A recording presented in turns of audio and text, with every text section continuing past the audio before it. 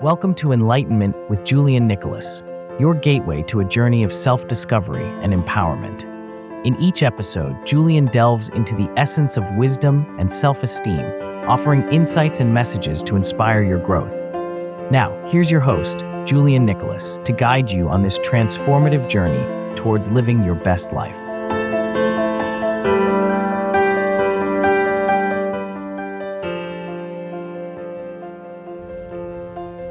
Imagine yourself getting ready for a first date. The person is very beautiful and you seem to enjoy their personality. Whether you've known who they are for a while or you're just getting to meet them. As you prepare for that date, you hear a voice. It's not like someone is next to you or even calling you from afar. But you can hear a faint whisper crawling into your ear and entering your mind. What if I mess up? What if they judge me? What if I fail this date? Am I even good enough? As that voice inside your head persists, your hands begin to sweat, your heart begins to race, and then you realize that voice sounds familiar, doesn't it? My friend, this is what we call anxiety. And you're not the only person who suffers from it. You see, anxiety permeates through various communities, religions, cultures, and even social groups. It does not matter who you are, because at the end of the day, or sometimes at the beginning of the day, anxiety can and often will affect you in some way, somehow. At worst, ways known to man. Sometimes, anxiety can be so crippling, it can make us question our worth in society and try to take an exit from society by taking our own lives. Hello, everyone. Welcome to the Enlightenment Podcast. In this episode, we shall explore the truth about anxiety, what it means to have it, and how can we destroy anxiety from destroying your life as we know it. Anxiety is practically a celebrity, since it's so renowned and a common household name. You see, anxiety in all of its forms is the most common disorder. But outside of it, it is a very common feeling that affects millions of people. And I'm sure you're one of those people. Sometimes anxiety can develop with natural things that may be overwhelming and stressful. Whether from your unfulfilling job to the abundant overload of school assignments. Your anxiety can be a result of various deeply rooted fears and issues that could stem from certain events that happen in your life. Things such as abuse and trauma can be the stones that build upon your development with anxiety.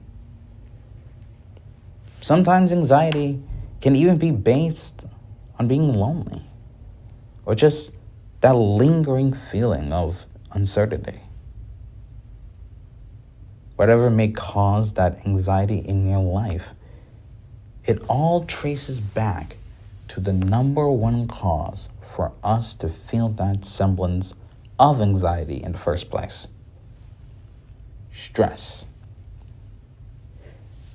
When you are stressed, or when you stress over a certain subject or topic, or when you're just stressing in general, it might make you feel certain thoughts. Let me ask you these questions, and you tell me if this applies to you. When you start to stress, do you start to overthink about the situation? When you start to stress, do you get overwhelmed with the topic?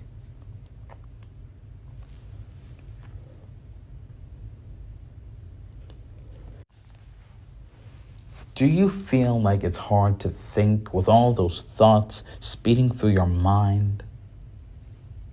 Do you feel unmotivated or even depressed? Perhaps you may feel like everything is just too much. If you said yes to a good amount of those questions, then the stress is like a tree and is deeply rooted in your emotional and even physical well-being. Stress can feel debilitating and soul-crushing at times. Some people who sometimes ignore or try to push through the stress and suffer from anxiety in silence.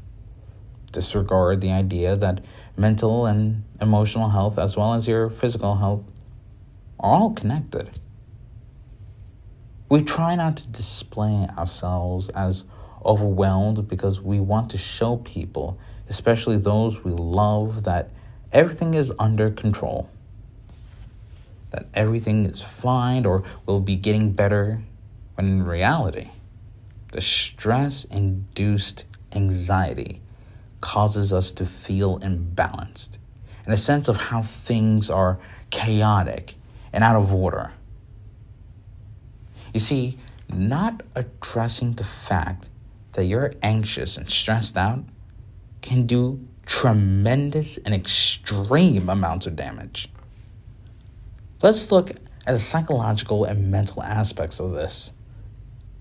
Being anxious can cause you to feel isolated and put you on a strained relationship with the people you surround yourself with, from your colleagues and friends to even your family. Anxiety and stress can disrupt your entire sleep pattern. And because of how disrupted your sleep pattern is due to your stress, you are more irritable and on edge. You also may feel a sense of looming dread in your life. When it comes to physical performance, it can make you begin to suffer from being lackluster in what you're doing. At school or at work, it doesn't matter where you are, because when you begin to permit yourself to stress and riddle yourself with anxiety, it makes it hard to concentrate and perform well in your activities or duties. Anxiety can also make you feel that sense of drag and fatigue, since you're putting so much of your energy on worrying rather than anything that can be productive for yourself. And stressed? Don't get me started. Stress not only makes you depressed, but you begin to feel things are now out of your hands, making you feel like you're overwhelmed. Soon you lose that sense of passion and motivation for things that you loved.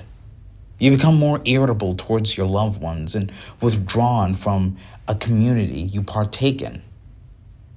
Stress even makes it hard for you to take opportunities to grow by allowing you to hear any means of valuable critiques.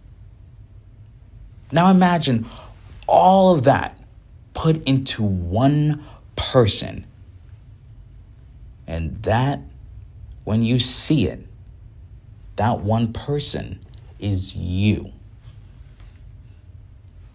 You are burdening yourself with all that stress and anxiety. It just tears you away and breaks you down, not just physically, but socially and emotionally. To me, when I think or talk about stress and anxiety, I think about it as if it destroys you emotionally first. Then gradually it starts to dabble into your physical health. Because sometimes you don't want to show the world that you're overwhelmed, that you don't want to bother people when it comes to your problems. Perhaps you think you can handle your own problems alone, or worse, you think that asking for help is a sign of weakness. Bottling up those feelings, however, is more damaging to your well-being. If anything, asking for help, even for your stress, for anxiety, for just your problems in general, it's not a sign of weakness, my friend. That is a sign of strength. Before we can tackle, I think it's important to mention this. Not all stress is bad. I know, it sounds insane for me of all people to say this. Some of you may even unsubscribe and stop listening to me because that sounds completely illogical and insane. And trust me, when I say this, but I thought it sounded too good to be true. You see, I took an honors math class in my sophomore year of high school. Now, if you ask me, I legitimately have no idea how the absolute hell I got into an honors math class. For God's sake, the fact that I even passed blew my mind. But I digress. I always talked to the teacher that math was stressing me out. And when we talked about it, she mentioned that there was such a thing as good stress. Now, back then, I was more of a stubborn teenager who didn't have an understanding of the different forms of stress, let alone the different forms of complex math like exponential graphs and quadratic equations. On top of that, this was before I even started this podcast. However, over time, I began to get wiser and less stubborn of a person. I realized that she was right. You see, good stress is a natural and positive feeling of stress. Think of it as excitement or eagerness. Like getting a new job, traveling to new places, dating, or just the things you're really gearing yourself up for.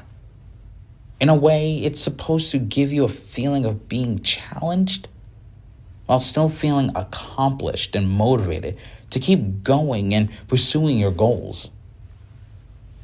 When I heard about that, I was astonished by how true that was. I felt that good stress when I graduated and I got accepted to college. It was not just closing a chapter of my life, but just really opening a new one. I was nervous, maybe a bit overwhelmed. That is a good type of stress that I not only needed, but you also need that good type of stress. After all, it is a new experience, and what may come after it makes it so excitingly intimidating. Now, as for the bad and unhealthy stress, there is no true way to get rid of it. However, as someone who suffers from anxiety and has been in stressful situations all my life, here are 3 lessons that I've learned that helped me with curbing my stress and my anxiety. The first lesson is management and organizing.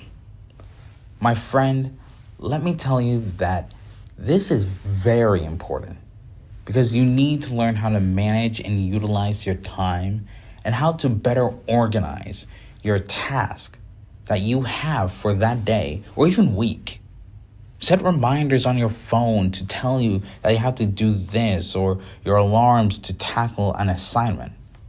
On top of that, Learn to balance these tasks and eliminate them by priority or by due date even. If you know you have a test coming up and you want to study beforehand, but you want to hang out with your friends, they can always reschedule. Well, you got to lock in and stay focused on the task at hand. After you're done with that task, move on to the next one. Personally, I like writing myself a to-do list. That way, I can feel good when I cross something out because I accomplished it. I feel proud that I got that task done, and in a way, it's kind of rewarding for myself. And I get to move on to the next task at hand. Not only do you feel good, but it kind of makes you feel more motivated to keep going and be more willing to get things out of the way rather than delaying them and piling onto the unneeded stress.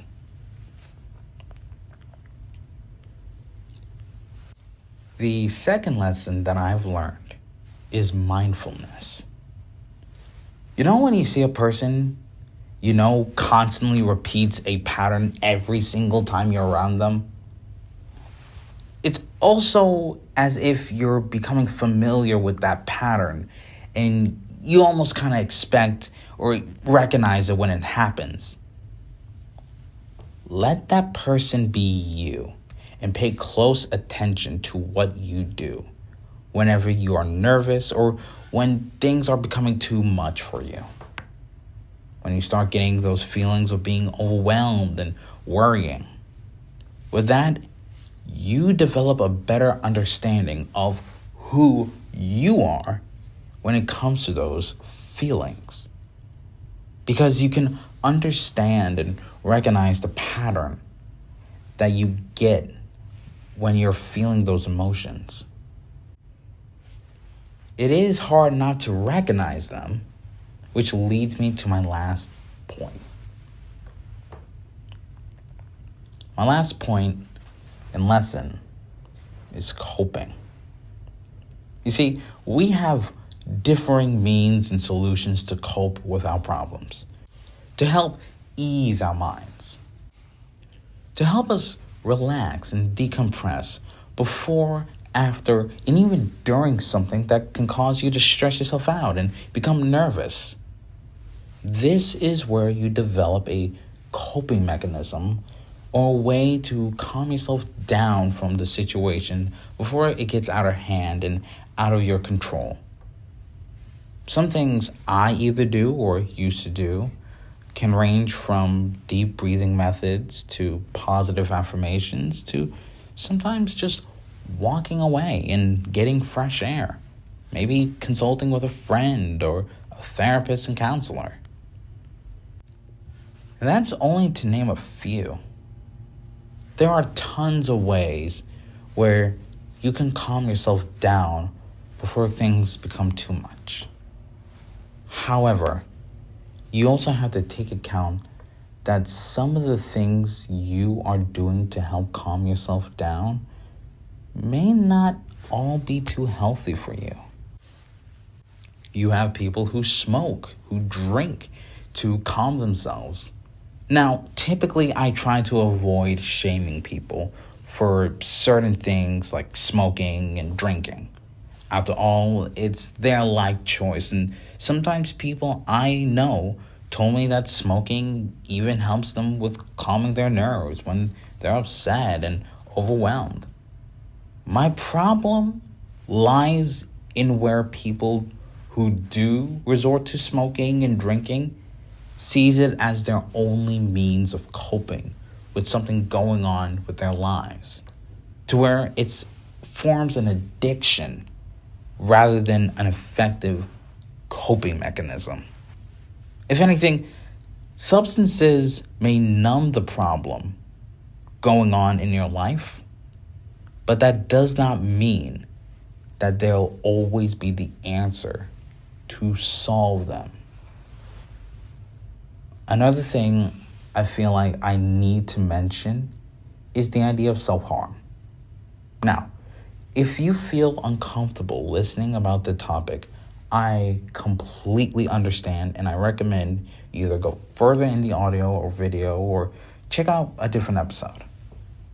At the end of the day, your comfort matters, and I want that to be noted. If you are suffering from suicidal ideations or thoughts of harming yourself, please, what I want you to do is call the number 988, which is the hotline for the National Suicide and Crisis Hotline. Here in New Jersey, you have New Jersey Suicide Prevention, which is 1-855-645-6735. Just know that you are not alone and you are loved. You may not feel that way now, but at the end of the day, you matter. You are worthy. And you are loved. Please never forget that. With that being said, let's talk about self-harm. Self-harm is when you hurt yourself physically because of being overwhelmed, having difficulty with your emotions, and even being suicidal. The ways someone can hurt themselves can include cutting themselves, burns, hitting themselves, even punching walls, along with various other means.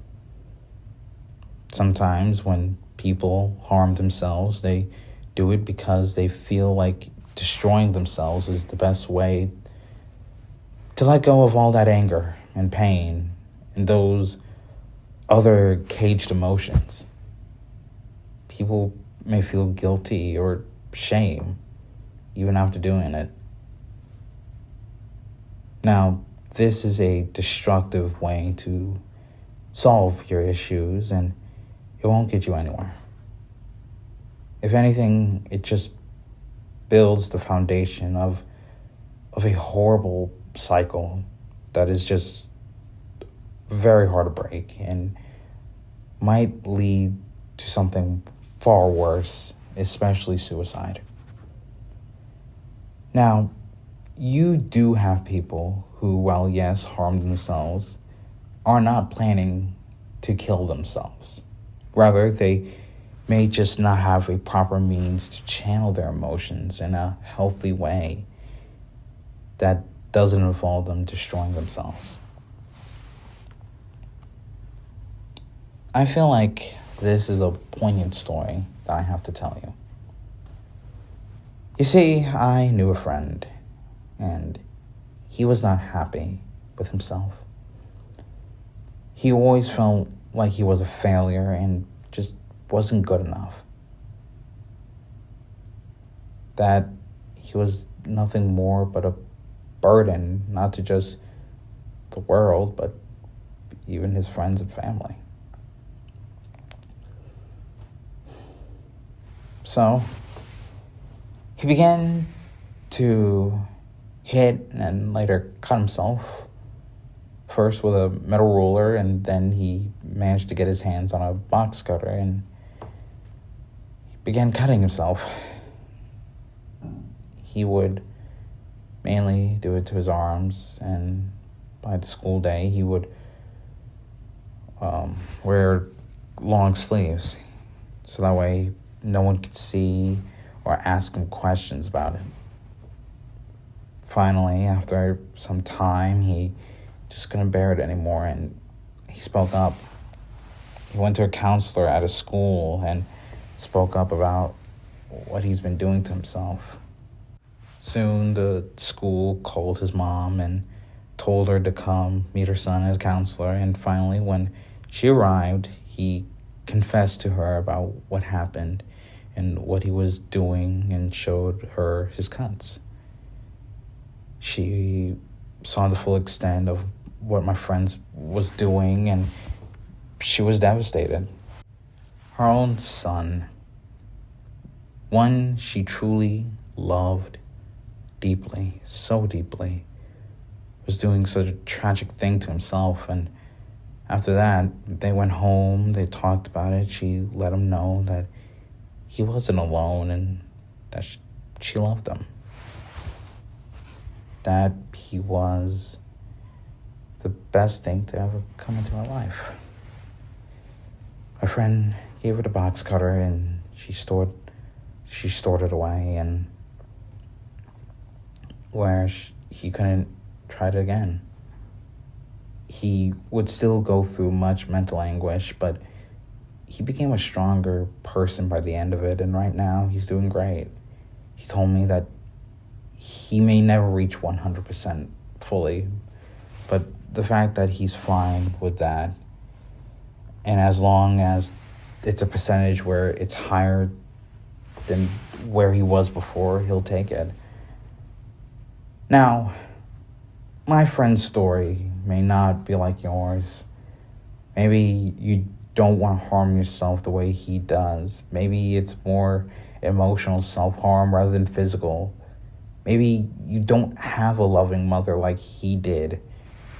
But that doesn't mean there aren't any resources. Please, go talk to someone. A counselor, a family member, or even a trusted friend. Because at the end of the day, your well-being and your life matter. And doing something to stop the cycle is, honestly, it's better than doing nothing and letting that persist. At the end of the day, my friends, stress and anxiety is one of the greatest fates that many of us have to get over. But we must remind ourselves that they don't define who we are. These feelings can be overwhelming and debilitating, but we have the power to understand, to manage, to cope with them in ways that we can foster greater resilience rather than permeate self-destruction. Whether it's through organizing and being mindful or just having a healthy coping mechanism. The idea of taking control of your mental and emotional well-being is vital. It's a vital leap forward into a better, more fulfilling life. If I could finish this episode with just one message, it's this. Remember, you are not alone in this journey. You are not weak for seeking help, for it is a sign of great strength for you to even ask. There are people who genuinely care about you, who love you and would love to see you thrive and survive. If you find yourself struggling, please reach out to someone. Whether it's a trusted friend, family member, or better yet, a professional therapist or counselor. Your life brings so much value to this world. Even if it's just for one person, at least you bring that value to their world. Anxiety and stress is a part of life, but that does not mean they control it. Take each day one step at a time. Embrace the challenges with bravery. And know that no matter what the world gives you or what someone may say, you are worthy. You are capable. And most importantly, you are not alone. Folks, this has been the Enlightenment Podcast. Always remember and never forget to keep the candle burning.